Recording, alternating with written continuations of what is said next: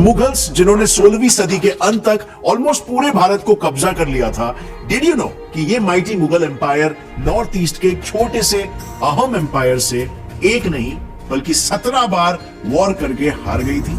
लेकिन आखिर कैसे मुगलों की इतनी विशाल सेना को नॉर्थ ईस्ट के एक छोटे से ट्राइबल किंगडम अहोम 17 बार हराकर नॉर्थ ईस्ट को मुगलों से हमेशा के लिए बचा के रखी?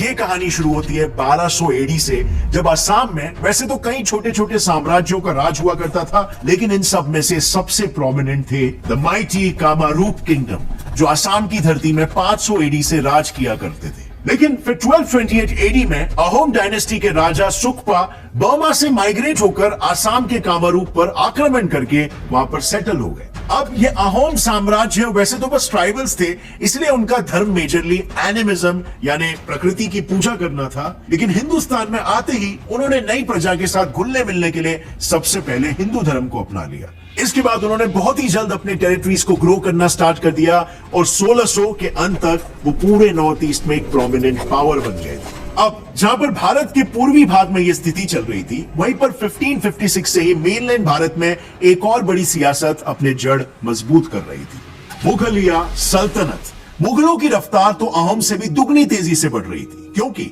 उन्होंने आने के महज 4 सालों में ही ऑलमोस्ट पूरे नॉर्दर्न कॉन्टिनेंट में अपना कब्जा जमा लिया और 16वीं सदी के अंत तक तो लगभग पूरे भारत में उनका हरा ध्वज लहरा रहा था। अब अगर कुछ बचा रह गया था तो वो था भारत का नॉर्थ ईस्ट का हिस्सा, जहां पर अभी अहोम एम्पायर काफी तेजी से एक्सपैंड कर रहा था। जाहिर सी बात है, मुगल्स को अहोम एम्पायर से एक थ्रेट महसूस हुआ और बस उन्होंने अपना अगला निशाना उसी एम्पायर को बना दिया। अब इन दोनों पावर्स के बीच में साल 1613 से लेकर 1682 तक एक नहीं 17 लड़ाइयां हुई, जिसकी शुरुआत हुई थी इन फेमस बैटल ऑफ समधारा से। अब इस बैटल के पहले मुगल्स और अहोम्स के बीच में कोई भी डिप्लोमेटिक या ट्रेड रिलेशंस नहीं थे, मगर एक दिन 1616 में अहोम्स ने रतन शाह नाम के एक मुगल ट्रेडर को इंसेंस में यूज होने वाले एक rare wood species aloe weed को चुराते हुए पकड़ लिया और फिर पूछताछ में यह पता चला कि वो ये वुडन लॉग मुगल बादशाह जहांगीर के लिए चोरी कर रहा था। तो बस यहीं से इतनी सी बात के लिए हो गई जंग की शुरुआत, क्योंकि मुगलों का मानना था कि बादशाह के लिए किसी भी चीज को इनकार करना मतलब खुद बादशाह जहांगीर का तिरस्कार करना, एंड एज अ रिजल्ट पूरे मुगल सल्तनत का ही तिरस्कार करना। तो अहोम्स को इसी बात का सबक सिखाने के लिए बंगाल के मुगल गवर्नर शेख कासिम खान ने अपने आर्मी जनरल को 10,000 की सेना देकर अहोम्स पर एक अचानक हमला करने के लिए भेज दिया। अब क्योंकि हमला एकदम अनएक्सपेक्टेड था, तो अहोम्स उन्हें कन्फ्रंट नहीं कर पाए एंड एट लास्ट अहोम्स ये वॉर हार गए। Yes, you heard it right, Ahom army ये पहला वॉर हार गई थी।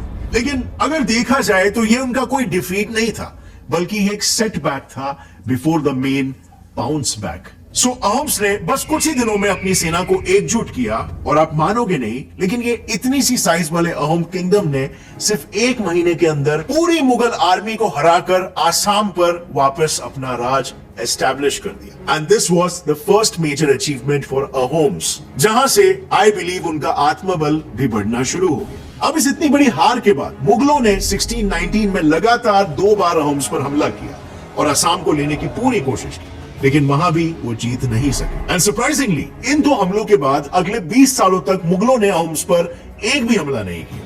अब फ्रेंड्स, हमने स्कूल की किताबों में मुगल बादशाहों के बारे में तो काफी पढ़ा है, लेकिन अहोम एम्पायर के बारे में तो बहुत ही कम लोग जानते थे। अब अहोम एम्पायर को मुगलों को अपना वर्चस्व बनाने नहीं देना तो था ही, but at the same time उन्हें अपना धर्म और कल्चर को भी प्रोटेक्ट करना था। उसको तो ऐसा लग रहा था मानो जैसे मुगलों ने हार मान ली है, लेकिन बात असल में ऐसी नहीं थी। असल में मुगल इतने सारे डिफीट्स के बाद परेशान हो चुके थे, उनको किसी भी हालत में जीत चाहिए थी और उस इलाके पर कब्जा करना था। और इसी जीत को हासिल करने के लिए 1636 में 20 साल के इंतजार के बाद मुगलों ने अहोम्स पर चौथा हमला किया, लेकिन इस बार पूरी तैयारी के साथ। अब इस जंग में अफसोस मुगलों की तैयारी काम आई और उन्होंने पूरे वेस्टर्न अहोम किंगडम को अपने अंदर ले लिया और तो और उस पर सक्सेसफुली 2 सालों तक राज भी किया। लेकिन फिर उसके बाद क्योंकि 2 सालों तक अहोम्स की तरफ से कोई भी हमला नहीं हुआ, तो मुगलों को यह पूरी तरीके से यकीन होने लग गया था कि अहोम्स अब डर के हमेशा के लिए चुप बैठ चुके हैं और वापस नहीं आने वाले हैं। बट वेट, अहोम्स चुप नहीं हुए थे।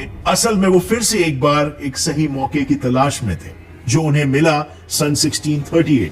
1638 में अहोम्स ने मुगलों पर एक कलेक्टिवली हैवी स्ट्राइक करके अपना पूरा किंगडम वापस ले लिया और फिर से पूरे नॉर्थ ईस्ट पर अपना राज स्थापित कर लिया। लेकिन इतने सारे वॉर्स और कंटिन्यूअस मतभेड़ के बाद ये जाहिर सी बात थी, इन दोनों राज्यों की इकोनॉमी काफी वीक हो गई थी, जो ऑब्वियसली दोनों राज्यों के लिए एक बड़ा लॉस था और इसीलिए दोनों राज्यों ने एक पीस ट्रीटी करने का फैसला ले लिया। और साल 1639 में दोनों के आर्मी कमांडर्स ने ट्रीटी ऑफ असुरर अली को साइन कर लिया। इस ट्रीटी के तहत अहोम्स को वेस्टर्न असम मुगल्स को देना पड़ा और बदले में मुगल्स ने अहोम एम्पायर को एक इंडिपेंडेंट किंगडम के तौर पर एक्सेप्ट कर लिया। नाउ ये ट्रीटी ऑलमोस्ट सक्सेसफुल हो गई थी क्योंकि अगले 10 सालों तक दोनों भी साइड्स ने एक दूसरे पर कोई भी अटैक नहीं किया। मगर साल 1648 में पिक्चर में एंट्री होती है अहोम के नए राजा जयध्वज की, जिनका ये मानना था कि हम अपना ही इलाका मुगलों के हाथों क्यों सौंपे। प्लस क्योंकि 10 सालों में हमारी अर्थव्यवस्था भी स्टेबल हो गई थी, तो फिर से मुगलों पर आक्रमण क्यों नहीं किया जाए। तो बस गद्दी पर आते ही जयध्वज ने ट्रीटी ऑफ असुरर अली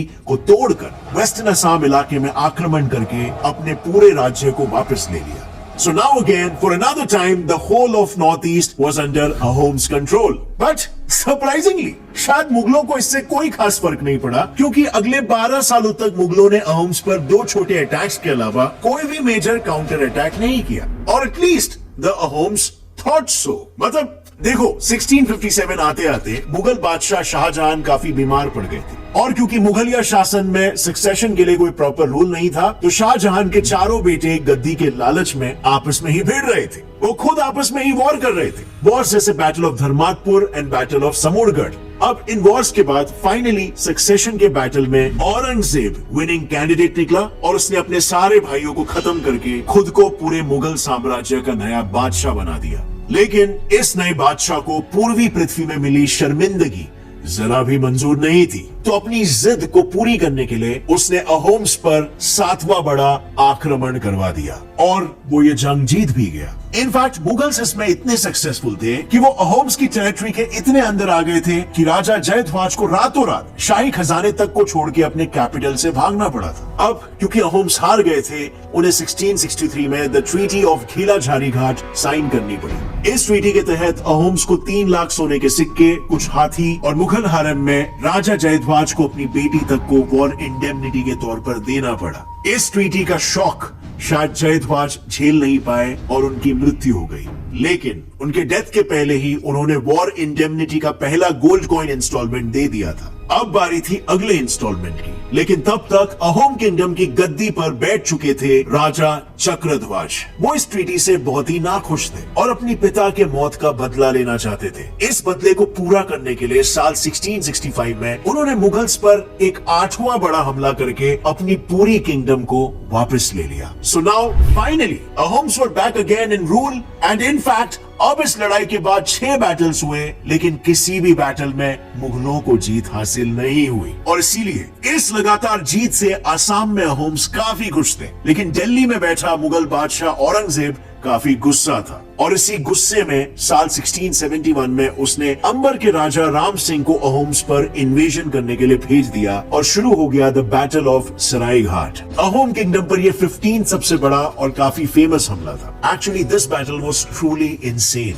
क्योंकि इतने छोटे सेना वाले अहोम किंगडम पर हमला करने औरंगजेब ने 4000 यानी सरदार विद 4000 सोल्जर्स, मानसबदार राम सिंह के साथ 1500 शाही सोल्जर्स, 18000 की कैवलरी, 30,000 फुट सोल्जर्स, 40 वॉरशिप्स और ऐसे कुल मिला के 75 से 80,000 सोल्जर्स भेजे थे। अब इतनी विशाल सेना के सामने अहोम्स की कुछ हजार की सेना का टिकना बिल्कुल नामुमकिन सा था। लेकिन अहोम आर्मी के जनरल लचित बोरफुकान ने इस नामुमकिन काम को भी मुमकिन बनाया। उनका प्लान काफी सिंपल था। इतनी बड़ी सेना को गुवाहाटी पहुंचने के लिए बस 2 ही रास्ते थे। पहला आसाम की वैली से होते हुए और दूसरा ब्रह्मपुत्रा नदी को सेल करके। और अगर मुगलों की नेवल कैपेबिलिटीज की बात करें तो उनकी नेवी इनएक्सपीरियंस्ड और वीक थी। तो एक बात तो बिल्कुल क्लियर थी कि उनको कोई अगर खतरा था भी तो वो लैंड अटैक से ही था। इसी वीकनेस को अपॉर्चुनिटी बनाकर लचित ने लैंड रूट को ही ब्लॉक कर दिया। बेसिकली उन्होंने सॉइल और बड़े पत्थरों को वैली के एंट्री पॉइंट के बीचों बीच डालकर गुवाहाटी की ओर जाने वाले रास्ते को ही बंद कर दिया। और बात रही ब्रह्मपुत्र नदी की, तो उन्होंने वहां पर मौजूद सराय घाट इस नैरो पॉइंट पर मुगलों के लिए घाट लगा दिया।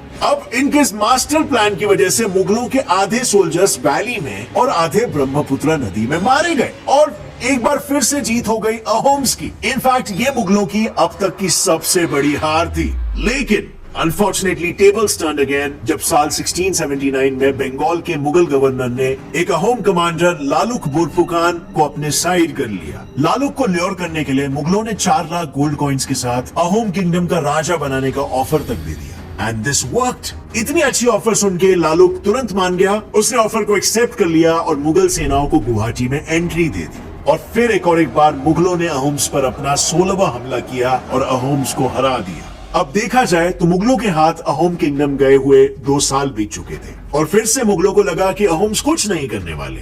पर इस बार अहोम्स के मंसूबे कुछ और ही थे, एक बड़ा और फाइनल स्ट्राइक करने के। ये 17th और आखिरी बड़ा अटैक था जिसमें साल 1681 में अहोम के नए राजा गणाधर सिंह ने अपनी टेरिटरीज को वापस लेने का फैसला किया और इस फैसले पर अमल करते हुए उन्होंने गुवाहाटी में स्थित मुगल बेस पर हमला करके मुगलों को नॉर्थ ईस्ट से बाहर भगा दिया। और इस हार के बाद मुगल बेसिकली समझ गए थे कि ये इलाका लेकर कोई फायदा नहीं है, क्योंकि ये एम्पायर बार बार स्ट्राइक करके उन्हें भगाने ही वाली है वहां से। ये एम्पायर टस से मस नहीं होने वाली और मुगलों की धमकियों से नहीं डरने वाली और अपने हक के लिए लड़ने वाली है। और इस हार के बाद मुगलों ने कभी भी नॉर्थ ईस्ट की तरफ नजर उठाकर नहीं देखा। इसके बाद अगले 200 सालों तक अहोम्स पूरे नॉर्थ ईस्ट पर अनबीटेबली राज करते रहे। सो फ्रेंड्स, ये थी कहानी एक अनसंग इंडियन किंगडम के बारे में, जिसके बारे में हम में से बहुत से लोगों को शायद ही पता होगा। एक्चुअली देखा जाए तो ये हमारी गलती नहीं है, क्योंकि हमारा इंडियन एजुकेशन सिस्टम हमारे हिस्ट्री टेक्स्ट बुक्स में मुगलों पर फोकस कराता है, बट ऐसे ब्रेव किंगडम्स पर नहीं जिन्होंने अपनी हक के लिए, अपने लैंड के लिए दूसरे फॉरेन इन्वेडर्स को कभी अंदर घुसने नहीं दिया और डटकर उनका सामना किया। ये empires like the Ahom empires bravery का एक सिंबल है जो इंडियंस को यूनाइट करेंगे अपने लैंड और अपने हक के लिए लड़ने के लिए। बट इट्स अनफॉर्चुनेट कि बहुत से लोगों ने इनके बारे में सुना ही नहीं। सो अब फ्रेंड्स, आप मुझे बताओ कि आपने इस किंगडम के बारे में पहले सुना था क्या और इनकी स्टोरी आपको पता थी क्या? और अगर इस वीडियो से आपको कुछ भी नया सीखने मिला, एक लाइक जरूर ठोकना, तो भी सब्सक्राइब कर लो और बेल नोटिफिकेशन दबाओ ताकि आगे आने वाली हमारी कोई भी वीडियो की अपडेट आपको मिले।